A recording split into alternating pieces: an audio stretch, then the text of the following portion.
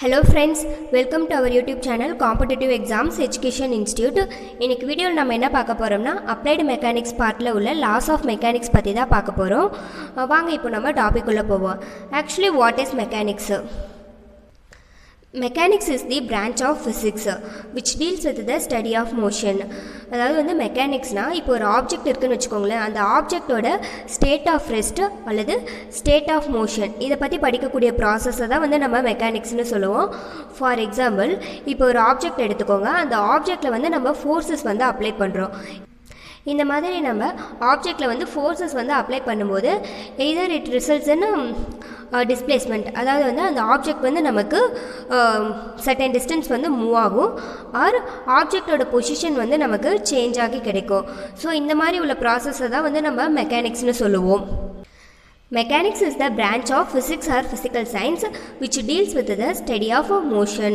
In mechanics, forces applied to object which results in displacements or changes of an object position related to its environment. Then next one is fundamental laws of mechanics. Fundamental laws are Newton's first law, Newton's second law, Newton's third law, Newton's law of gravitation, law of transmissibility of forces. Then next one is parallelogram law of forces. Then next one is Newton's first law. Newton's first law is otherwise called as law of inertia. Actually what is inertia? Inertia means it is the resistance of any physical object to any changes in its velocity. அதாவது வந்து சிம்பிளாக நம்ம inertia பற்றி சொல்லணும்னா it refers to the resistance to changes in motion. So பேசிக்காகவே law of இனர்ஷியானா என்னென்னா, இப்போ வந்து ஒரு ஆப்ஜெக்ட் வந்து ரெஸ்ட் பொசிஷனில் இருக்குதுன்னு வச்சுக்கோங்களேன். ஸோ அந்த ரெஸ்ட் பொசிஷனில் இருக்கக்கூடிய ஆப்ஜெக்ட் வந்து ரிமைன்ஸ் ரெஸ்ட் பொசிஷனில் தான் இருக்கும். நம்ம ஏதாவது வந்து எக்ஸ்டர்னல் ஃபோர்ஸ் கொடுத்து அதை வந்து நம்ம சேஞ்ச் பண்ணுற வரலாம் அந்த ரெஸ்ட் பொசிஷனில் இருக்கக்கூடிய ஆப்ஜெக்ட் வந்து நமக்கு ரெஸ்ட் பொசிஷனில் தான் இருக்கும். இப்போ ஒரு ஸ்ட்ரெயிட் லைனில் வந்து ஒரு ஆப்ஜெக்ட் வந்து நமக்கு மூவ் ஆகிட்டு இருக்குன்னு வச்சுக்கோங்க. ஸோ அந்த மூவ் ஆகிட்டு இருக்கக்கூடிய ஆப்ஜெக்டை வந்து நம்ம வந்து ஸ்டாப் பண்ணணுன்னாலும் வந்து சம் எக்ஸ்டர்னல் ஃபோர்ஸ் கொடுத்தா மட்டும்தான் நம்மளால் வந்து அந்த ஆப்ஜெக்டை வந்து ஸ்டாப் பண்ண முடியும் அல்லது வந்து ஸ்லோ பண்ண முடியும். ஓகேங்களா? ஸோ இதை பற்றி சொல்கிறது தான் வந்து law of inertia. So law of inertia refers to the resistance to changes in motion. So it is called inertia. Next one is a statement for Newton's first law. Newton's first law states that every body continues in its state of rest or of uniform motion in a straight line unless it is compelled by an external force acting on it. This is the statement for Newton's first law. அதாவது வந்து சிம்பிளாக Newton's first லா பற்றி நம்ம எப்படி சொல்லலாம்னா, object at rest remains at rest. அதாவது வந்து இப்போ ரெஸ்ட் பொசிஷனில் இருக்க ஆப்ஜெக்ட் வந்து ரெஸ்ட் பொசிஷன்லேயே தான் இருக்கும். ஏதாவது நம்ம எக்ஸ்டர்னல் ஃபோர்ஸ் கொடுத்து அதை நம்ம மூவ் பண்ணுற வரலாம். Same object in motion remains in motion with the same velocity. அதாவது மூவிங் ஆப்ஜெக்ட்டும் வந்து நமக்கு மூவிங் பொசிஷனில் தான் இருக்கும். சம் எக்ஸ்டர்னல் ஃபோர்ஸ் கொடுத்து அதை ஸ்டாப் பண்ணுற வரைக்கும் அல்லது ஸ்லோ பண்ணுற வரைலாம் அந்த ஆப்ஜெக்ட் வந்து நமக்கு மூவிங் பொசிஷனில் தான் இருக்கும். ஸோ இதை பற்றி சொல்கிறது தான் வந்து Newton's first law. So Newton's first law means object at rest will remain at rest and objects in motion will remain in motion with the same velocity unless acted upon by some external force. For example, a stationary object with no outside force will not move. Same wise, with no outside force and moving object will not stop. So this is the explanation for Newton's first law. Next one is example for Newton's first law. Example is a chair resting in a room. இப்போ ரூமில் வந்து நமக்கு ஒரு சேர் இருக்குது. So அந்த சேர் வந்து same பொசிஷன்லேயே தான் இருக்க போகுது. நம்ம அந்த சேரை போய் நம்ம எடுக்கிற வரல. ஓகேங்களா? ஸோ நம்ம எடுக்கிற வரல அந்த சேர் அதே பொசிஷனில் தான் இருக்கும். அதாவது வந்து நம்ம எடுக்கலாம் அல்லது மூவ் பண்ணலாம். ஸோ இந்த மாதிரி நம்ம வந்து எக்ஸ்டர்னலாக ஒரு ஃபோர்ஸ் கொடுத்து அது மூவ் பண்ணாத வரலும் அந்த சேர் வந்து சேம் பொசிஷன்லேயே தான் நமக்கு இருக்குது. ஓகேங்களா? So this is the example for Newton's first law. Another one example for Newton's first law is wearing a seat belt in a car. அதாவது வந்து இப்போ வந்து ஆக்சிடென்ட் வந்து நமக்கு நடக்க போகுது. அதாவது வந்து இப்போது கார் வந்து நம்ம ட்ரைவ் பண்ணிகிட்ருக்கோம், சீட் பெல்ட் போட்டுட்டு. இப்போ சீட் பெல்ட் போடாமல் நம்ம வந்து கார் ட்ரைவ் பண்ணுறோன்னு வச்சுக்கோங்களேன். இப்போ ஏதாவது ஆக்சிடென்ட் நடக்குது. ஸோ ஆக்சிடென்ட் நடக்கும்போது நம்ம சடனாக வந்து பிரேக் போடுவோம். ஸோ அந்த பிரேக் போடும்போது கார் வந்து சடனாக ஸ்டாப் ஆகுற சான்சஸ் இருக்குது. ஸோ அந்த மாதிரி ஸ்டாப் ஆகும்போது நம்ம முன்னாடி போய் காரில் வந்து ஹிட் பண்ணிப்போம். ஓகேங்களா? ஸோ இந்த மாதிரி கண்டிஷன்ஸை வந்து நம்ம அவாய்ட் பண்ணுறதுக்காக தான் வந்து நம்ம சீட் பெல்ட் போடுறோம். ஓகேங்களா? So another one example for Newton's first law is wearing a seat belt in a car while driving. இப்போ வந்து நமக்கு ஆப்ஜெக்ட்ஸ் வந்து 2 ஆப்ஜெக்ட் எடுத்துக்கோங்க. ஒரு ஆப்ஜெக்டில் வந்து வெயிட் வந்து கம்மியாக இருக்குது, அதுவே இன்னொரு ஆப்ஜெக்டில் வந்து நமக்கு வெயிட் அதிகமாக இருக்குது. ஸோ இதில் வந்து எந்த ஆப்ஜெக்ட் வந்து கிரேட்டர் மாஸ் இருக்கோ ஸோ அந்த ஆப்ஜெக்ட் தான் வந்து நமக்கு இனர்ஷியா வந்து அதிகமாக இருக்கும். ஓகேங்களா? ஸோ இந்த மாதிரி வந்து ஹை இனர்ஷியா உள்ள ஆப்ஜெக்ட் வந்து நமக்கு வந்து நிறைய ஃபோர்ஸ் வந்து தேவைப்படும். ஸோ அந்த ஆப்ஜெக்டோட பொசிஷனை வந்து நம்ம சேஞ்ச் பண்ணணுன்னா வந்து நமக்கு நிறைய ஃபோர்ஸ் வந்து தேவைப்படுது. ஓகேங்களா? Object with a greater mass have more inertia, so it takes more force to change their motion. Next one is Newton's second law. Newton's second law is otherwise called as momentum law. Newton's second law states that the rate of change of momentum of an object is directly proportional to the force applied, or for an object with a constant mass, that the net force on an object is equal to the mass of that object multiplied by the acceleration. So சிம்பிளாக வந்து நம்ம Newton second law சொல்லணும்னா F which is equal to mass into acceleration, அதாவது வந்து force applied which is equal to mass and multiplied with acceleration. So this is the simple formula for Newton second law, that is F which is equal to mass into acceleration. Unit for this is kilogram meter per second square. Here m represents mass in kilogram, a represents acceleration. Unit for acceleration is meter per second square. Acceleration is the rate of change of velocity with respect to time. So Newton's second law of motion is force which is equal to mass into acceleration.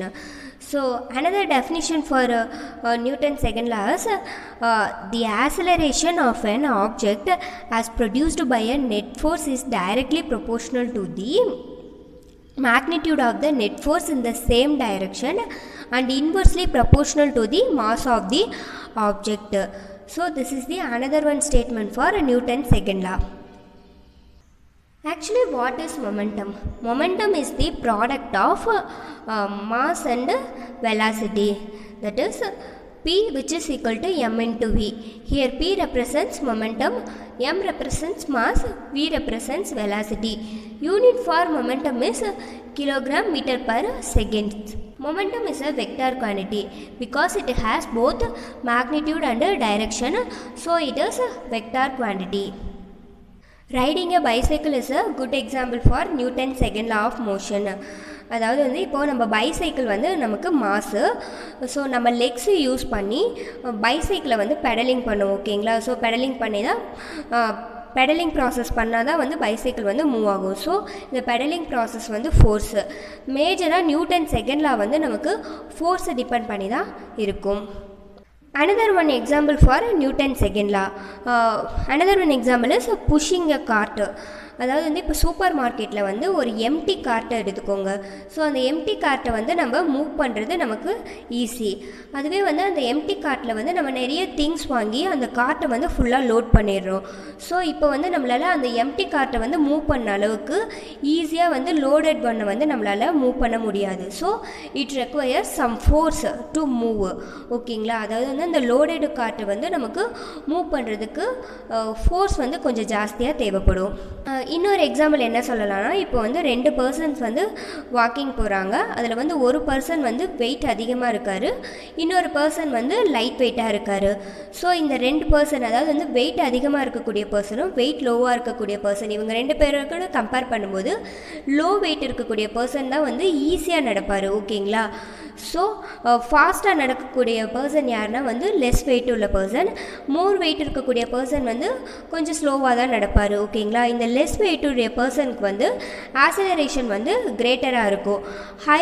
Heavier wait உள்ள பர்சனுக்கு வந்து acceleration வந்து ஸ்லோவராக இருக்கும். ஓகேங்களா, high wait உள்ள பர்சனுக்கு வந்து acceleration வந்து லோவாக இருக்குது. ஸோ இந்த மாதிரி லோ ஆக்சலரேஷன் இருக்கிறதுனால தான் அவர் வந்து ஸ்லோவாக நடக்கிறாரு. லைட் வெயிட் உடைய பர்சனுக்கு வந்து ஆக்சலரேஷன் வந்து கிரேட்டராக இருக்குது. ஸோ அவர் வந்து ஃபாஸ்ட்டாக நடக்கிறாரு. So these are the examples for Newton's second law of motion. Then next law is Newton's third law. Newton's third law is otherwise called as a law of action and reaction. Newton's third law states that for every action there is an equal and opposite reaction. So this is also called opposite law. இப்போ Newton's third law வந்து நம்ம ஒரு vector ரெப்ரசன்டேஷனில் சொல்லலாம்னா F12 vector which is equal to minus of F21 vector. அதாவது F12 vector means இப்போ 1 2ன்னு வந்து நமக்கு 2 ஆப்ஜெக்ட் இருக்குது. ஓகேங்களா, F12 means force of object 1 on force of object 2. ஓகேங்களா, so force of object 1 which is acting on force of object 2 is F12 vector. Then F21 vector is a force of object 2 which is acting on force of object 1. ஓகேங்களா, these two forces are equal but opposite in direction. So negative sign F12 vector which is equal to minus of F21 vector. இப்போ நம்ம சிம்பிளாக Newton's third லா பற்றி சொல்லணும்னா object 1 and 2ன்னு இருக்குது. ஓகேங்களா, so இப்போ வந்து ஆப்ஜெக்ட் 1 வந்து ஒரு சம் அமௌண்ட் ஆஃப் ஃபோர்ஸை வந்து ஆப்ஜெக்ட் 2ல் வந்து நமக்கு ஆக்ட் பண்ணுது. ஓகேங்களா, சேம் வைஸ் ஆப்ஜெக்ட் 2 வந்து நமக்கு சேம் ஈக்குவல் அண்ட் ஆப்போசிட் ஃபோர்ஸஸை வந்து நமக்கு ஆப்ஜெக்ட் 1ல் ஆக்ட் பண்ணும். So this is the Newton's third law. Next one is examples for Newton's third law. First example is working of rocket action. That is upward push on the rocket which is equal to downward push on the exhaust gases. So this is the working of rocket action. Next example for Newton's third loss.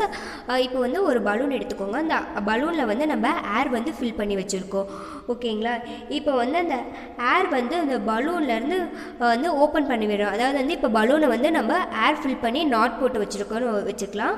So இப்போ வந்து அந்த not வந்து நம்ம open பண்ணும்போது நமக்கு வந்து ஏர் வந்து வெளியே வரும். ஓகேங்களா, ஸோ இந்த ஏர் வந்து ரஷ் ஆகிட்டு வெளியே வர டைரெக்ஷனுக்கு ஆப்போசிட் டைரெக்ஷனில் வந்து நமக்கு பலூன் வந்து ஃப்ளை ஆகும். ஓகேங்களா, so this is the another one example for Newton's third law of motion. Then next one is Newton's law of gravitation. Newton's law of gravitation states that every particle attracts every other particle in the universe with a force that is directly proportional to the product of their masses and inversely proportional to the square of the distance between the centers. Newton's law of gravitation tells about space. Formula for Newton's law of gravitation is F which is equal to G m1 m2 by r square, where F represents gravitational force acting between two objects. Unit of F is Newton, where m1 and m2 represents masses of the object in a kilogram. Then r represents a distance between the center of the masses. Unit of r is kilometer. Then G represents a gravitational constant or universal gravitational constant. Value of G is about 6.674 into 10 to the power minus 11 meter cube per kilogram second square. Unit for G is Newton meter square per kilogram square or meter cube per kilogram second square. So நமக்கு வந்து value of G வந்து நமக்கு 1 மார்க்கில் கூட கேட்கலாம். So நல்லா note பண்ணி வச்சுக்கோங்க. நியூட்டன்ஸ் லா ஆஃப் கிராவிடேஷன் வந்து நமக்கு எலக்ட்ரிக்கல் ஃபோர்ஸஸில் வரக்கூடிய கூலும்ஸ் லாக்கு வந்து ரிசவலன்ஸாக இருக்கும். ஸோ நமக்கு கூலும்ஸ் லா வந்து எதுக்காக யூஸ் பண்ணுறோன்னா which is use to calculate the magnitude of the electrical force arising between two charged bodies. Then Newton's law of gravitation and Coulomb's law both are inverse square laws, where force is inversely proportional to the square of the distance between the bodies. So these two are inverse square laws. Next one is acceleration due to gravity. Acceleration due to gravity is the acceleration gained by an object due to gravitational force. அதாவது இந்த acceleration due to கிராவிட்டினா என்னென்னா, இப்போ வந்து நமக்கு ஒரு object இருக்குது. So அந்த ஆப்ஜெக்டில் வந்து கிராவிடேஷ்னல் ஃபோர்ஸ்னால் எவ்வளோ ஆக்சலரேஷன் வந்து கெயின் ஆகுது, அந்த ஆப்ஜெக்ட் வந்து எவ்வளோ ஆக்சலரேஷனை வந்து கெயின் பண்ணுது அப்படின்னு சொல்கிறக்கூடிய ப்ராசஸை தான் வந்து நம்ம ஆக்சலரேஷன் டியூ டு கிராவிட்டின்னு சொல்லுவோம். Acceleration due to gravity is the acceleration gained by an object due to gravitational force. The unit that is SI unit for acceleration due to gravity is meter per second square. Generally acceleration due to gravity is represented by the letter small g. அதாவது வந்து இந்த value of G இருக்குது இல்லைங்களா. So இந்த G values வந்து நமக்கு different places of எர்த்தில் வந்து நமக்கு டிஃப்ரெண்ட் வேல்யூஸாக தான் இருக்கும். அதாவது வந்து எர்த்தோட எல்லா பிளேசஸ்லேயும் நமக்கு வந்து சேம் வேல்யூ ஆஃப் ஜி வந்து கிடைக்காது. ஸோ எர்த்தோட பிளேசஸ் பொறுத்து நமக்கு ஜி வேல்யூ வந்து டிஃப்ரெண்ட் ஆகும். For example, at the centre of the earth g value is about 0. For surface of the earth g is 9.8 metre per second square. SI unit of acceleration due to gravity is meter per second square. Acceleration due to gravity is a vector quantity because it has both magnitude and direction. The standard value of acceleration due to gravity, that is g, is 9.8 meter per second square. Formula for g is capital G into capital M divided by R square. Here R represents a distance or radius of the earth, where capital G represents universal gravitational constant. Value of universal gravitational constant is about 6.67 into 10 to the power minus 11 Newton meter square by kilogram square, where capital M represents the mass of the earth. Actually, what is gravity? Gravity is the force with which earth attracts a body towards its center. Some important conclusions for acceleration due to gravity. For an object placed at a height, the acceleration due to gravity is less when compared to the object which is placed on the surface. அதாவது வந்து இப்போது ஒரு ஹைட்டில் வந்து நம்ம ஆப்ஜெக்டை வச்சுருக்கோம், ஓகேங்களா. ஸோ அந்த ஹைட்டில் உள்ள ஆப்ஜெக்ட்டுக்கு வந்து ஆக்சலரேஷன் டியூ டு கிராவிட்டி எப்படி இருக்குன்னா வந்து லெஸராக தான் இருக்கும் when compared to the object which is placed at the surface. As the depth increases, the value of acceleration due to gravity, that is g value, falls. அதாவது வந்து இப்போ நமக்கு வந்து டெப்த்து வந்து இன்க்ரீஸ் ஆகிட்டே போச்சுன்னா நமக்கு ஜி வேல்யூஸ் வந்து ரெடியூஸ் ஆகும். That is depth and acceleration due to gravity value are inversely proportional to each other. If depth increases, g value falls. If depth decreases means g value rises. Value of g is more at poles. That is acceleration due to gravity value is more at poles then less at equator. G value is more at poles as well as G value is less at equator. Next என்ன பார்க்க போகிறோம்னா Newton's law of gravitation and acceleration due to கிராவிட்டிக்குள்ளே some differences பற்றி discuss பண்ணுவோம். இப்போ Newton's law of கிராவிடேஷனில் பொறுத்தவரையிலும் universal gravitational constant value இருக்கு இல்லைங்களா, that is capital G value. Capital G value remains constant for both earth and the universe, but in case of acceleration due to gravity, that is small g value is different at different places on the earth. அதாவது வந்து capital G value நமக்கு வந்து கான்ஸ்டண்ட்டாக இருக்கும், but small ஜியோட value, small g means acceleration due to gravity is different. அதாவது வந்து different places of எர்த்தில் வந்து நமக்கு ஸ்மால் ஜி வேல்யூ வந்து டிஃப்ரெண்ட்டாக இருக்கும். For example, g value is 0 at centre of the earth and g value which is equal to 9.8 meter per second square on the surface of the earth. But capital G, that is universal gravitational constant value, is about 6.6734 into 10 to the power minus 11 Newton meter square per kilogram square, which is constant throughout the universe. At the center of the earth or அதாவது வந்து centre of த எர்த்தோ அல்லது remaining பிளேசஸ்லேயோ வந்து நமக்கு capital G value, that is universal gravitational constant value வந்து நமக்கு change ஆக போகிறது இல்லை, தட் இஸ் நமக்கு வந்து ஜீரோ கிடையாது. ஸோ எல்லா பிளேசஸ்லையுமே வந்து நமக்கு கான்ஸ்டன்ட் வேல்யூ தான், that is capital G is equal to 6.6734 × 10⁻⁻11 newton metre square per kilogram square. Capital G SI unit is about Newton meter square per kilogram square. But small g, that is acceleration due to gravity, SI unit is about meter per second square. So this is the general difference between Newton's law of gravitation and acceleration due to gravity. Thank you so much friends. நம்ம இந்த வீடியோவில் some fundamental laws of mechanics பற்றி discuss பண்ணோம். Remaining உள்ள loss பற்றி நம்ம next வீடியோவில் பார்ப்போம். இந்த வீடியோ உங்களுக்கு பிடிச்சிருந்தா வீடியோவை மறக்காமல் லைக் பண்ணுங்கள். உங்கள் ஃப்ரெண்ட்ஸ் யாராவது இதே மாதிரி காம்படிட்டிவ் எக்ஸாம்ஸ்க்கு ப்ரிப்பேர் பண்ணிட்டு இருந்தாங்கன்னா அவங்களுக்கும் நம்ம சேனல் வீடியோஸை ஷேர் பண்ணுங்கள். மறக்காமல் காம்படிட்டிவ் எக்ஸாம்ஸ் எஜுகேஷன் இன்ஸ்டியூட் சேனலை சப்ஸ்கிரைப் பண்ணுங்கள். நம்ம நெக்ஸ்ட் வீடியோவில் பார்ப்போம். Thank you so much friends.